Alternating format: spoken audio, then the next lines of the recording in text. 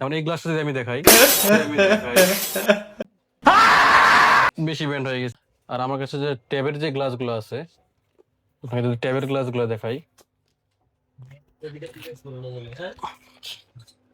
আপনি এই কোয়ালিটির গ্লাস বা টাচ আমার কাছে যে কোয়ালিটি আছে, তো এটা হয়তো বা বাংলাদেশে কেউ আনে কিনা আমি জানি না, বা কারো কাছে আছে কিনা এই কোয়ালিটির।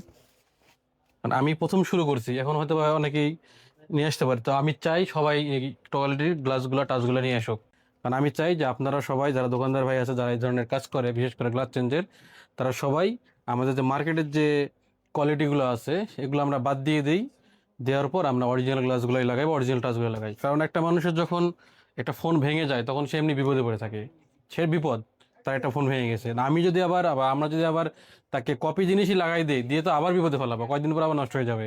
হ্যাঁ, টাচ কাজ করবে না। যারা আমরা আইফোনের যে টাচগুলো দেখি কিছুদিন পর অটো কাজ করে, হ্যাঁ কাজ করে না। তো একটা মানুষ যদি বিপদে পড়ে, তা আমাদের কাছে যখন আসে তারা, তো বিপদটাকে উদ্ধার হওয়ার জন্য, তা আমরা আবার যদি তাকে কপি জিনিস লাগাই বিপদে ফেলাই দিই, তাহলে জিনিসটা কেমন হয়ে গেল। এই জন্য আমি চাই যে সবাই অরিজিনাল প্রোডাক্টগুলো ইউজ করতে। যেমন এই গ্লাসটা যদি আমি দেখাই, বেশি ব্যান্ড হয়ে গেছে। আচ্ছা, আরেকটা দেখাই,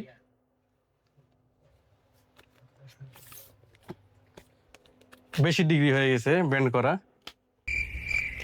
ভিডিওর জোশে ব্যান্ডের ডিগ্রি ভুলে গেছি। আচ্ছা, এটা যদি একটু দেখাই কতটুকু হয়, তখন একটু বেশি হয়ে গেছিল। ও, এটা তো ব্র্যান্ড হলো, আবার অনেক বলবো যে গ্লাস কিনা। আসলে এটা কিন্তু গ্লাস। হ্যাঁ, এটা কিন্তু গ্লাস। এটা এখন কাঁচ হয়ে গেছে।